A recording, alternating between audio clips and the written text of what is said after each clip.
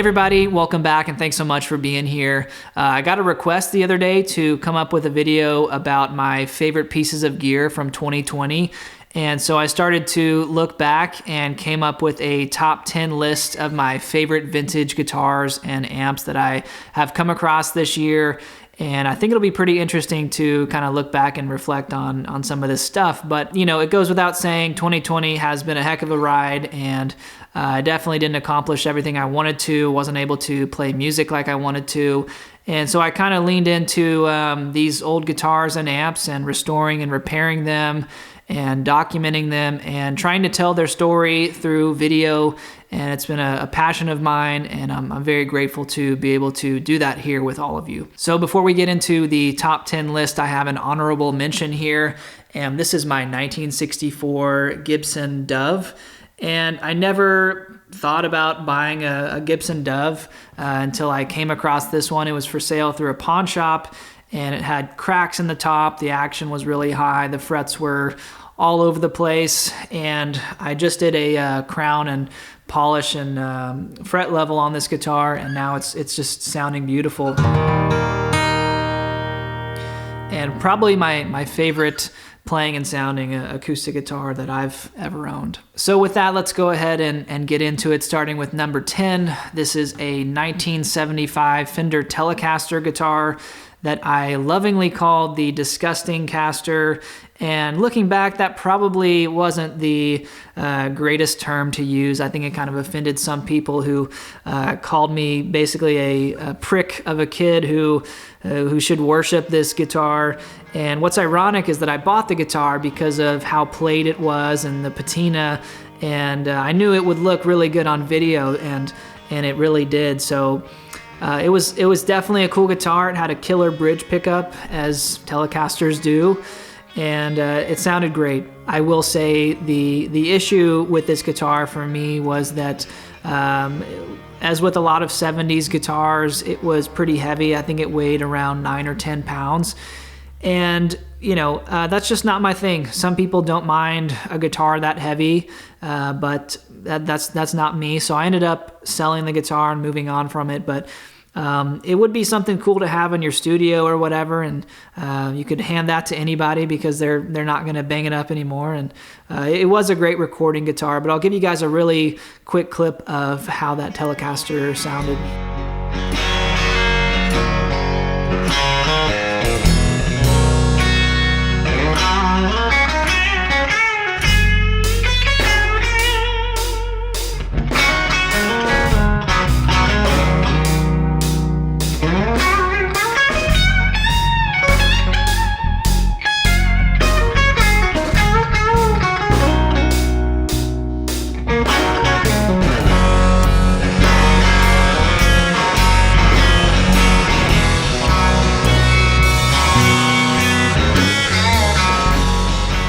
So moving on to number 9, this is a amp for you guys, a mid-60s Blackface Fender Super Reverb.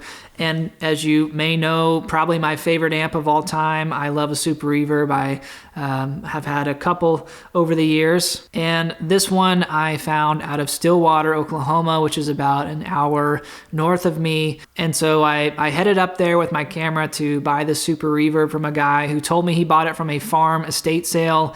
And basically they pulled it out of a barn with a bunch of other old stuff, and that was the condition that it was in. It was probably the most rusted amp I had ever seen. And I paid the guy $400, which I was happy to do. I felt like that was a great deal, although it was untested and unknown if it worked. But I figured in parts it would be worth that at least. So I filmed the whole experience, brought it home, and started looking it over, and it had the original speakers in it, all the original RCA tubes, and basically it was untouched. It just looked like it had been underwater or something, or in a basement. And I thought I probably should go for it and plug this thing in and try to play it and see if it worked. And I really got some feedback from all the amp gurus in the comment section telling me that was such a stupid idea, but it worked, and luckily it was undamaged in the process. But what's cool is that it powered on, and I played through it, and it sounded amazing. And there's a moment where it starts to kind of crackle and make some noise, and I just kind of punch the amp and it stops. So it's an interesting video. If you want to go back and watch it, I'm going to link it down below. And all of these videos that I'm mentioning today, I will link in the description down below if you want to go back and re-watch them. So moving on to number 8, I have the 1950s, early 60s Fender Strato Tele. And this was a guitar I just kind of took a chance on because it looked like original parts to me, but there weren't really photos provided of everything. So I was taking a little bit of a risk on it. And when we got it, we played it, it sounded great. And then I began kind of digging into it and trying to authenticate the parts. And turned out to be a 1961 Telecaster body with a hardtail bridge on it. And it had some routes to it and refinished and every repair possible, but turned out the neck was a 1956 Stratocaster neck, which made things really interesting for me because I'm a Stratocaster guy, and I would love a 56 Stratocaster neck. And I've got it over here so I can show you guys. But what's really cool is this ended up being initialed by this guy, initials XA. And what's interesting about that is he only signed 1956 Fender guitars pretty much exclusively. There's another guy, initials TG, who signed a lot of guitars in the early 50s, and his are very desirable. But this gentleman is the same guy who signed Clapton's 1956 Brownie Stratocaster. So that's a pretty cool detail for me. And so I've actually got this guitar apart, and I am doing a full refret on it. I'm currently waiting on some more parts to come in the mail so I can get it finished up, but I am planning on documenting the process on that. So if that interests you, it should be coming very soon. All right, moving on to number 7, we have a late 1960s Gibson Firebird non-reverse model. And this is a super cool guitar that I picked up from a session player in Nashville, and he was kind of a Firebird freak. He had 4 or 5 different ones. And this was the most modified player grade one of the batch. So that's the one I picked up. And it had this beautiful old refinish in Pelham blue, and it looked amazing. And then it had been routed out and modified to have 2 patent number Gibson humbuckers. So it was really a very unique guitar. And I really love the guitar, but I kind of found out that the narrow Gibson nut width that they went to in the late 60s into the 70s, it just really doesn't work for me. And it was always bothering me, so I ended up selling it and getting into a reverse Firebird, which is really kind of my favorite because I'm a huge Alan Collins fan. So kind of traded up into that, but still a killer guitar. I want to throw in a clip here of how that thing sounded.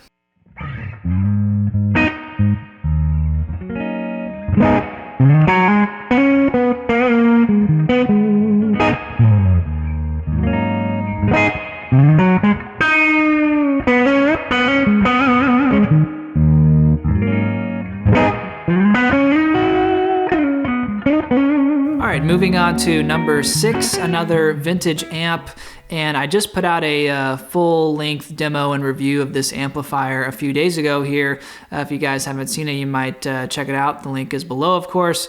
But this is a Gibson Ga18t from around the late 50s, maybe 59 into 60. Kind of a rare amplifier, and you don't hear a lot about Gibson tweed amps of the 1950s. Some of them do have their issues. The circuitry is just kind of laid out all over the place and very difficult to work on. But this is one built very similar to the Fender amps of the same time period, which are bringing crazy money nowadays.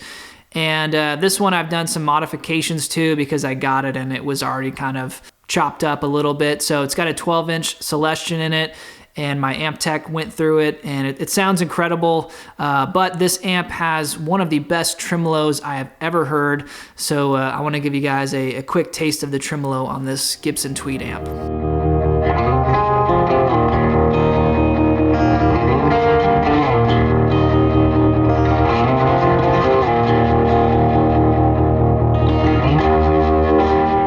Moving on to number 5 is the 1972 Gibson Sg Special.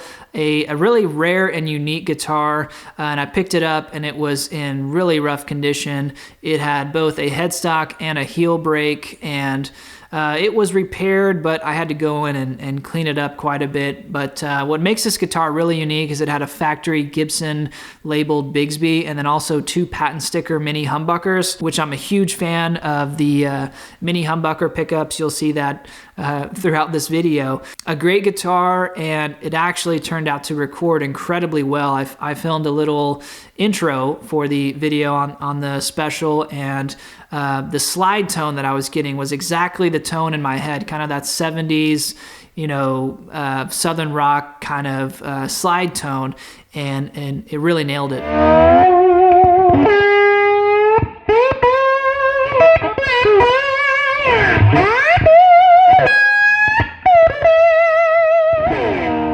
So unfortunately, I decided to move that guitar because as cool as it was, it did have the narrower nut, and you know, some players again really like it if you have smaller hands or whatever, but it just wasn't working for me, and I already had a mini humbucker guitar at the time, so didn't really have a fit for me, and so I passed it on to fund some other projects. So moving on to number 4 was another controversial vintage guitar that I picked up. I think I called this one the Butchered 69 Les Paul or so, and basically someone had cut a double cut into it and filled the 3-way switch cavity and then painted it like a hot rod purple color, and definitely like an 80s style mod to this guitar. But being a late 60s guitar, one of the early reissues of the original Les Paul body style, it was still a valuable guitar. It had some valuable parts on it. It had the same mini humbuckers. Just another cool guitar for the money, but obviously that's not really my thing. Still made for a really cool video series on it. All right, now we are into the top 3. And these are 3 really cool guitars, beginning with my 1964 Gibson Firebird One, which I will grab real quick here. Here we are. This is a really special guitar for me because I'm a big Alan Collins fan, and I always wanted a reverse Firebird, and specifically a Firebird One, which really rare guitar and very expensive. But I bought this one, and it was heavily modified, refinished, and I don't know, it had been routed out, all kinds of issues this guitar had. But when I got it, I started doing a little research and digging into it, and in this back cavity here, I took off this cover and ended up finding someone's name written in the back. So I started Googling that name, and I did have some hits on Google. Started trying to find this guy on Facebook to find he had passed away, but everyone started sending me links to different stuff on this guy, and come to find out, this guy wasn't famous or anything, but he had known Jimmy Page for a period of time and kind of like backlined his gear, and believe it or not, he had opened for Jimi Hendrix in like 1968.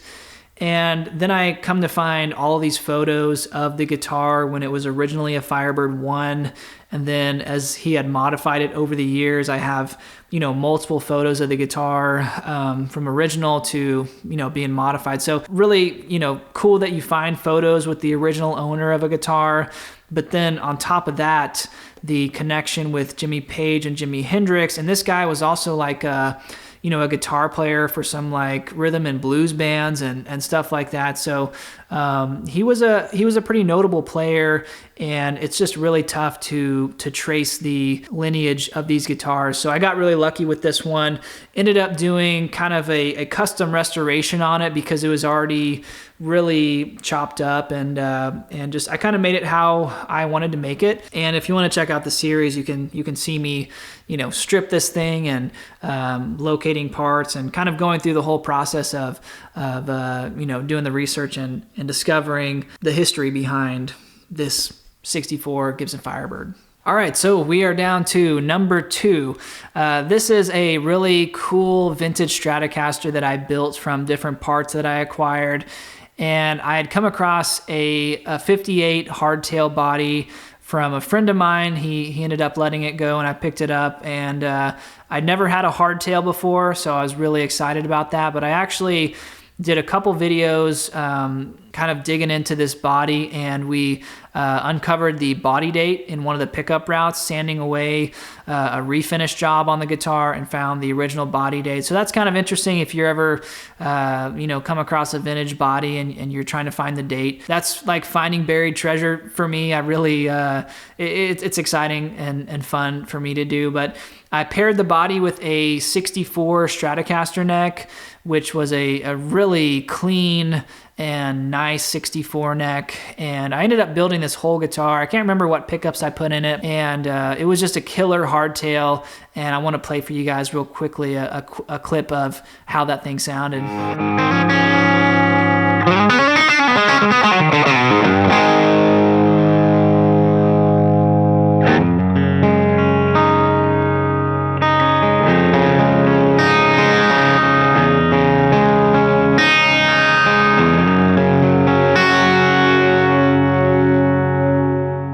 All right, well, I appreciate you guys for watching this far into the video. I'm pretty sure this is going to be a long one, but we finally made it to my number 1 vintage guitar pick for 2020. And this one, sometimes you can make your own luck. Sometimes you get really lucky. And this was one of those guitars. This is probably the coolest guitar I've ever found, and you probably already know what it is, but this is number 1. It's the 1958 Les Paul Special that I bought from Goodwill, and it turned out to be probably the most played guitar I've ever come across. Definitely the most played Les Paul. It's rare that you see Les Pauls in this condition, but it was original TV yellow with 2 P90s.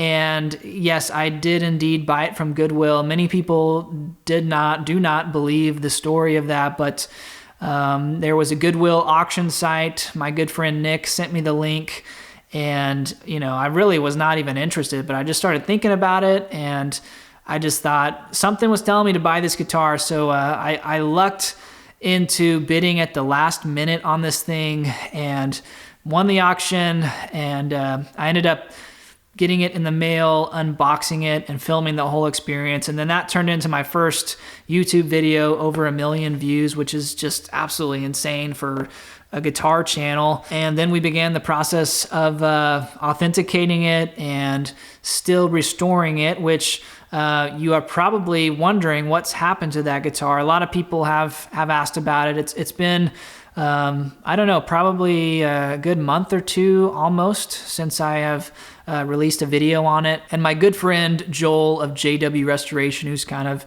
a luthier wizard in my eyes, he offered to help me with this guitar. And when he offers, I do not ask any questions. I just put the guitar in the mail. So it's actually on the other side of the country being worked on, and I think we've figured out it's probably going to be in the mail in about a week or so, and I'll have it. And then we're going to have a full video on all of his repair work, because he's filmed it all, and it's going to be really quite cool, I think. We did run into a couple issues with it, which will be interesting, but I'm super excited to get the guitar back and be able to play it and hear it in all of its glory, because it was pretty unplayable when I first got it.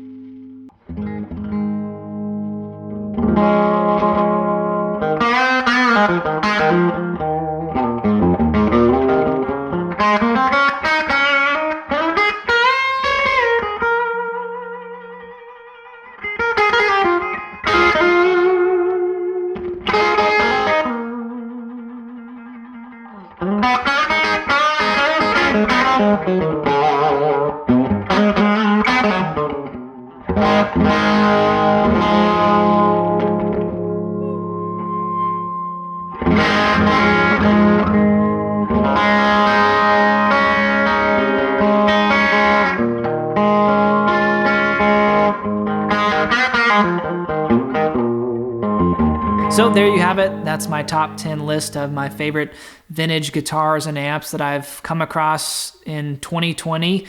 And, you know, looking back, it's surprising that I've been able to find this many cool pieces of gear to document here and to repair and work on. It's been really fun, and I'm really grateful that I've had the opportunities that I've had. And there's definitely been luck involved in all of this, but at the same time, you know, you kind of make your own luck. And I've certainly been working really hard this year to come up with some cool stuff to make videos on. But I want to say finally thank you to everyone who's here supporting the channel and helping create this community that has been a very, very fun experience in my life and something I never thought I would be doing. So I don't take a second for granted, and it's been pretty incredible. So I'd love to hear from you guys. What's your favorite piece of gear that I mentioned here today? If you want to drop a comment and let me know, it'll be interesting to see what you guys have to say. So stay tuned for the next video, probably refretting that 56 Stratocaster neck, and I'll see you in the next one.